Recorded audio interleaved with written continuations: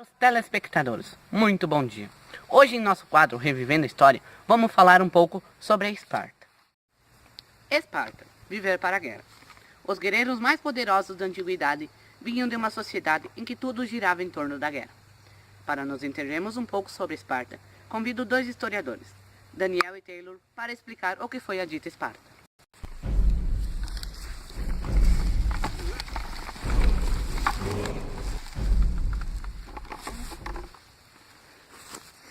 Bom dia. Bom dia. Queiram se sentar. Obrigado.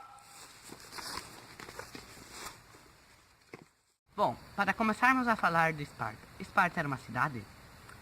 Sim, a Esparta é uma cidade, localizada na península do Peloponeso, que foi fundada pelos dórios, e que conseguiram dominar os apoderaram-se de suas terras. E como era a divisão da sociedade esparta? Bom, a divisão da sociedade espartana obedecia uma rigorosa organização militar, pois a sociedade dos espartanos era voltada para a manutenção do poder para a guerra. Então a sociedade era dividida em dois principais grupos.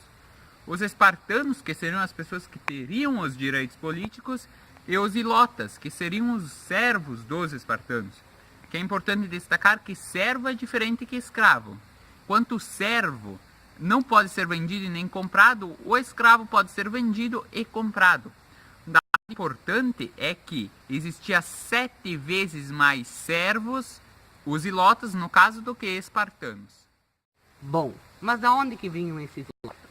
No ano de 650 a.C., os espartanos já haviam dominado aquela região, mas os messênios permaneciam fortemente para tentar impedir, né?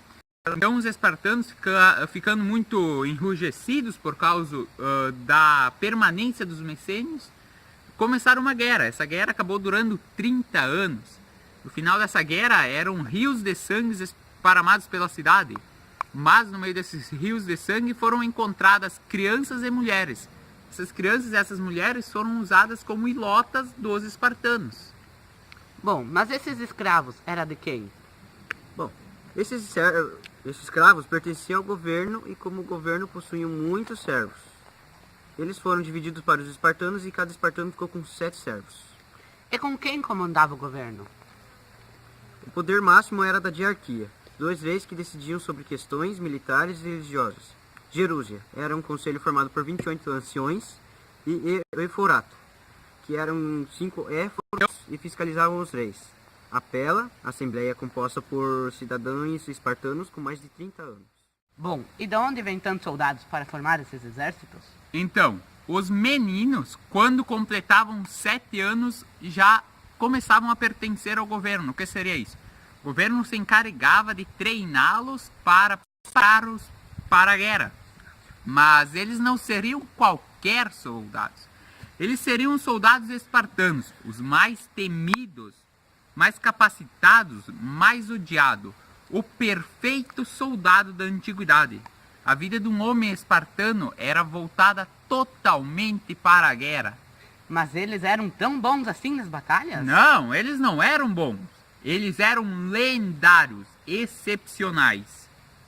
Estavam treinando direto, enquanto outras comunidades estavam se preocupando com os afazeres, eles estavam treinando. Para se ter uma ideia, Esparta não tinha muralhas, porque não havia o que temer. E como era a educação? Bom, a educação era dividida em 3 pilares principais. Bom, o primeiro é o militarismo. Eles não estavam nem aí com a parte filosófica. O que importava para eles era ser militar. O laconismo. Eles falavam pouco e faziam muito. E o outro pilar é a xenofobia. Eles se achavam superior aos demais. A família, ela existia?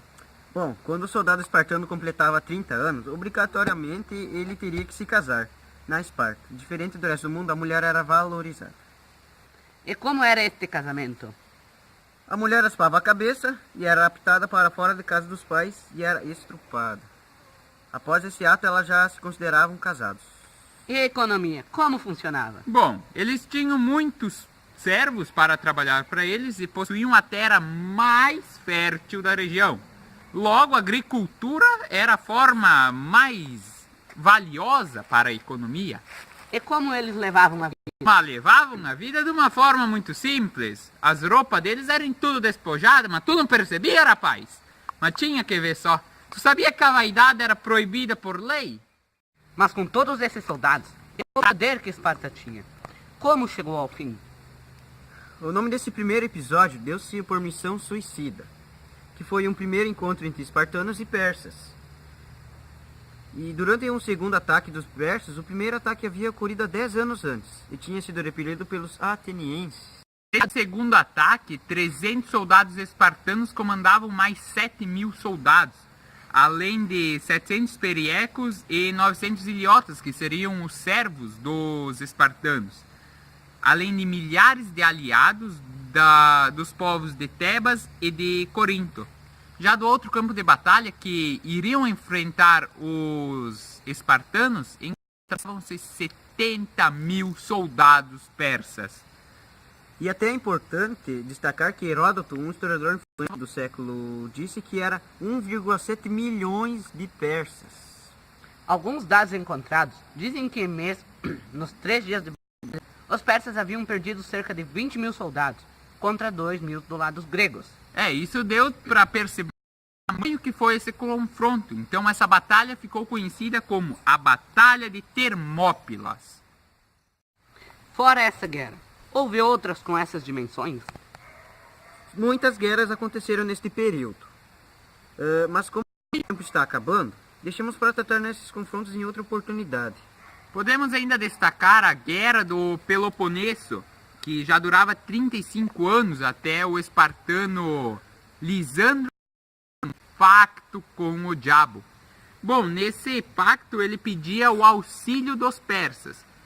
Como o povo da Grécia estava brigado com os espartanos, era um confronto dentro da própria cidade, então a Esparta ainda possuía o melhor exército por terra, mas não entendia porcaria nenhuma sobre navegação. Então os persas emprestaram uma frota de embarcações para que os espartanos combatessem esses povos que estavam atacando em alto mar. Então com isso os espartanos conseguiram espantar os atenienses do ataque. De uma forma resumida, como ocorreu o fim da Esparta? A hegemonia persa não durou muito tempo. Vários conflitos acontecendo, os espartanos e acabaram por ter suas fronteiras dominadas. Também entra em cena o exército macedônio sob o comando de Felipe II. Esparta, não vendo perigo por conta do macedônio, deixa de... Mas quando Esparta viu, por volta do século III a.C., já havia passado um bom tempo, se viu isolada e acumulando várias derrotas. E no ano de 189 a.C., a Liga Aqueia coloca fim da Idade da Independência de Esparta. Assim o território foi incorporado a Roma. Bom, então como podemos ver, esse foi um triste fim para os melhores guerreiros da época. Muito obrigado pela participação de vocês e até um outro dia.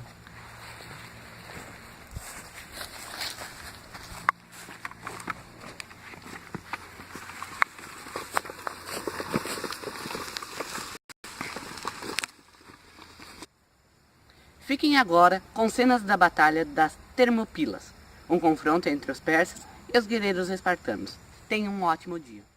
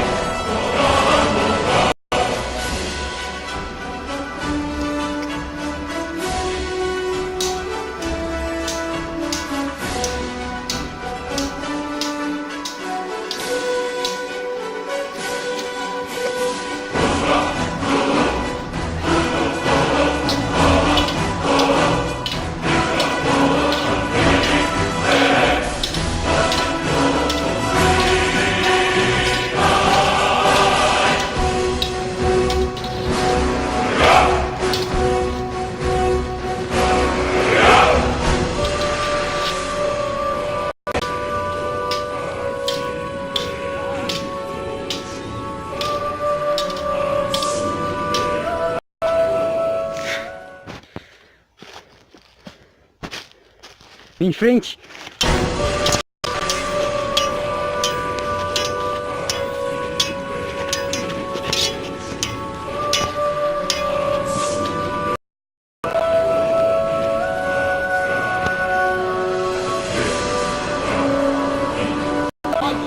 Um espartano! Seus persas!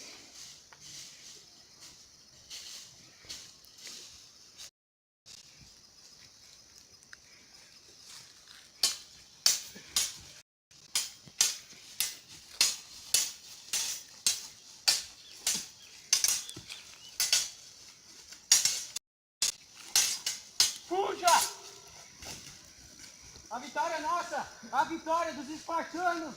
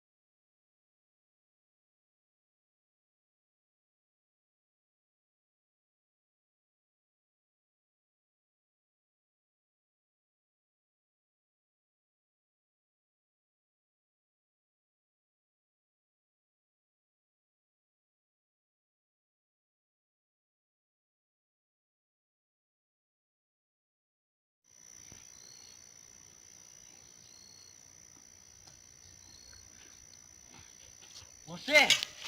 Você!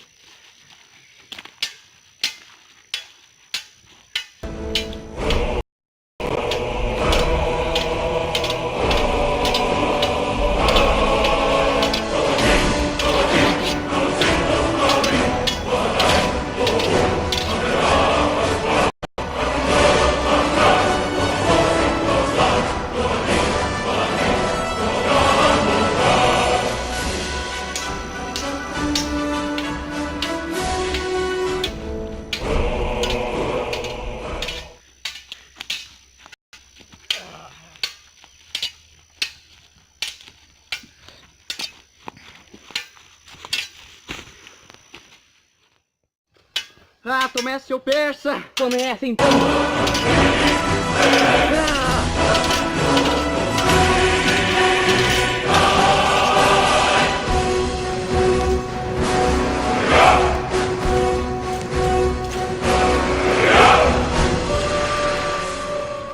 Ô, seu persa, safado! Nunca brinque com um espartano.